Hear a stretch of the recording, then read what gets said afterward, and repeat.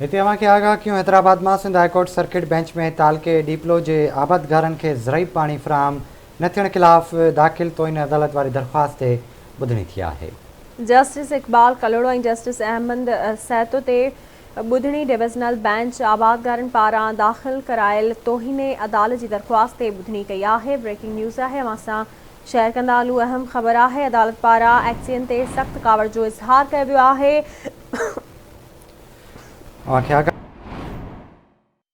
सख्त कावड़ जो इज़हार किया वियो आहे। सुभाणे शाम ताईं पाणी पहुचंदो। एक्सियन पारां अहिड़ो जवाब दाख़िल करायो वियो आहे। ॿुधणी 24 डिसंबर ताईं मुलतवी कई वई आहे।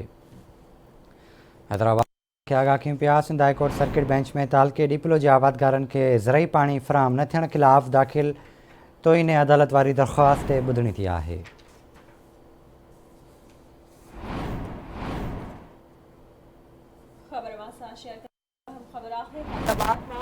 सिंध हाईकोर्ट सर्किट बेंच में तालके डीपलो के आबादगारनि खे ज़रई पानी फराहम न थियण खिलाफ़ दाख़िल तोहिने अदालत वारी दरख़्वास्त ते ॿुधणी थी आहे। तफ़सील वठंदासीं हैदराबाद में नसीर चना खां। नसीर आगाह कजो। जी बिल्कुल, सिंध हाईकोर्ट सर्किट बेंच तलके डीपलो जे आबादकार के पानी फराहम न करण खिलाफ़ तोहिने अदालत वारी दरख़्वास्त ते ॿुधणी कई आहे।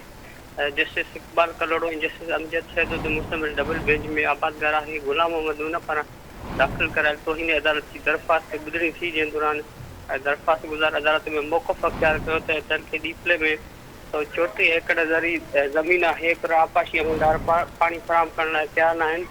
गुज़र ॿुधणी ते अदालत हुकुम ॾिनो त दरख़्वास्त गुज़ार खे पानी फराहम कयो वञे, पर अदालत जे हुकुम ते अमल न आहे थियो।